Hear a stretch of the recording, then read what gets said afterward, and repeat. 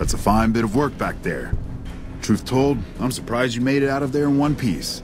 You and the dam. I'm impressed to say the least, and that's no easy thing. You've secured NCR's future. The administration sends its thanks for what it's worth.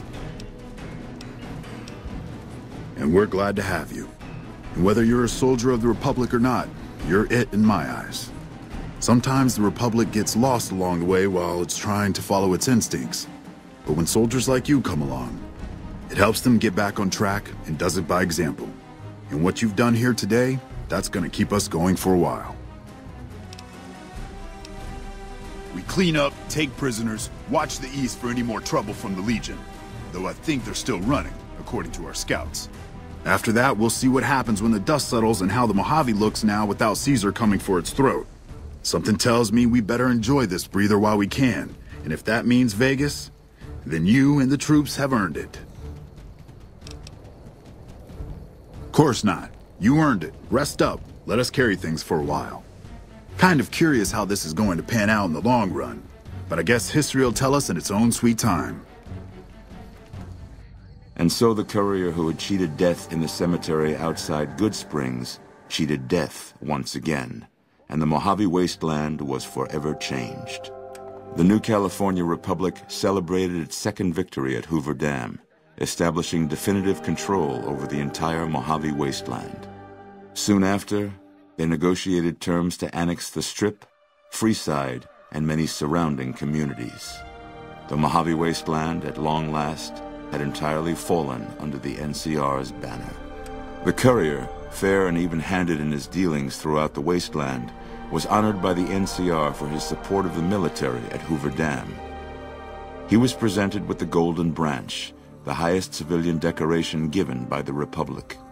Tabitha and Rhonda went east, through Caesar's land. Occasionally, tales of their exploits found their way back west, though few believed them. Eventually, the stories concerning the duo were collected and published, and proved to be quite popular with children. Invigorated by his travels with the courier, Raul once more took up his guns in memory of his lost Rafaela. Soon after, the Mojave was filled with tales of the ghost vaquero who hunts down those who prey on the weak. With the help of the gunrunners, the Boomers developed a healthy trading relationship with the NCR. Eventually, the Boomers began wandering out into the wasteland while still preventing outsiders from entering Nellis. The Brotherhood and the NCR in the Mojave Wasteland declared an official truce, despite continued hostilities between the two in the west. As per their agreement, the NCR handed over all suits of salvaged power armor, and in return, the Brotherhood helped patrol I-15 and Highway 95. The peace with NCR served to ease Veronica's worries about the Brotherhood's immediate future. Still, a distance had arisen between her and her fellow members that would never be bridged. She began secluding herself in crumbling libraries of the old world, learning of promising technologies she knew the Brotherhood would never adopt. Their leaders destroyed by the courier, the fiends scattered throughout the wasteland. Without the organization of Motor Runner, Cook, Violet, and Driver Nephi, they were easy prey. After the NCR's victory at the dam, in part thanks to follower medical support, NCR allowed the followers to care for refugees as they see fit. Old Mormon Fort expanded its services and was able to aid more people, becoming a refuge for the less fortunate citizens of New Vegas. Arcade had hoped that Freeside would be able to remain independent of NCR rule. But he was glad that Caesar's Legion had been stopped at Hoover Dam. He tended to the sick in Freeside for a while longer, then returned to NCR territory to become a teacher with the followers there. Good Springs saw more trade along I-15 after NCR gained control of the Mojave Wasteland, but with that came a heavy burden of the Republic's taxes. Some old-timers, unable to handle the cost, were forced to move on, grumbling all the while. In the years following the destruction of Cassidy caravans, NCR used evidence of the plot to blackmail the Crimson Caravan and the Van Graffs. NCR enacted strict trade laws with little resistance, strengthening their supply lines and their position in the Mojave.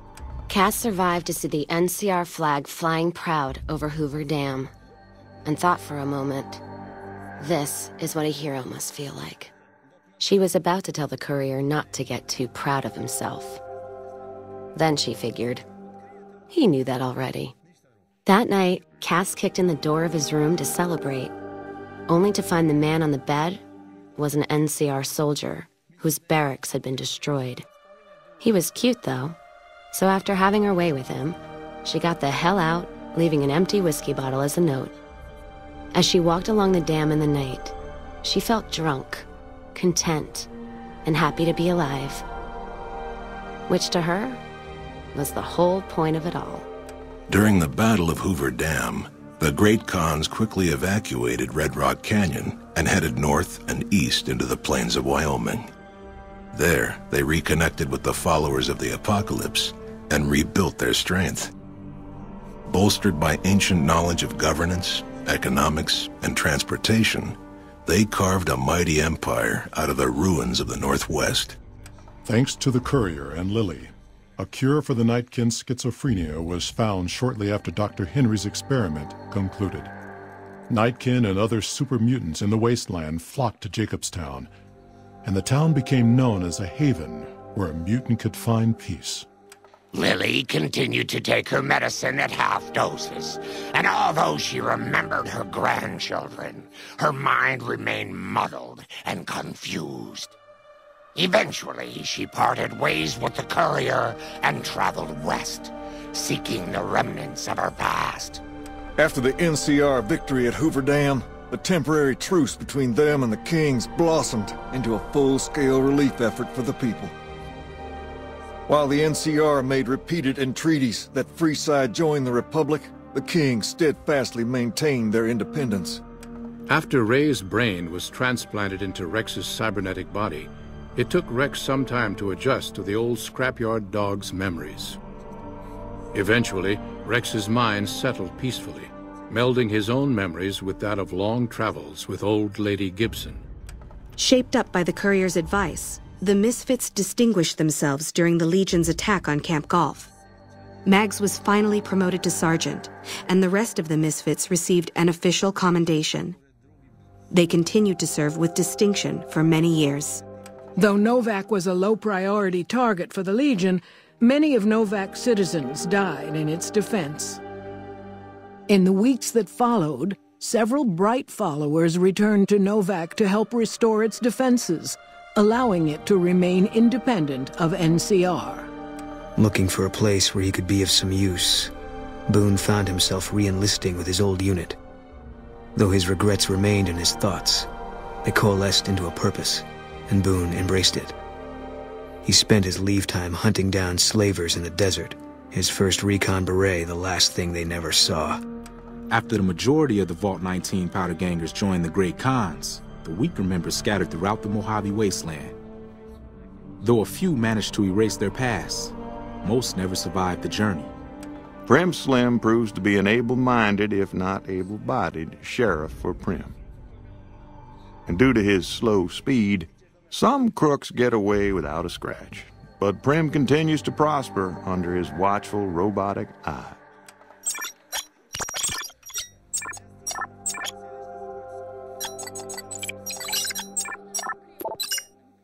Defying Chief Hanlon's worst fears, NCR's Rangers persevered and distinguished themselves during the Second Battle of Hoover Dam. The Rangers, along with NCR's many troopers, shared the glory of victory. Hanlon wisely stayed out of the spotlight, crediting General Oliver's leadership for NCR's success. After a brief fanfare, Hanlon stepped down as chief and returned to the peace and quiet of his ranch outside of Redding. After their bold arrival at Hoover Dam, the remnants disappeared as quickly as they came. Legends of their power spread throughout the Southwest, a reminder of why people once feared the sight of vertibirds in the sky. And so the Courier's Road came to an end, for now. In the new world of the Mojave Wasteland, fighting continued, blood was spilled, and many lived and died just as they had in the old world. Because war never changes.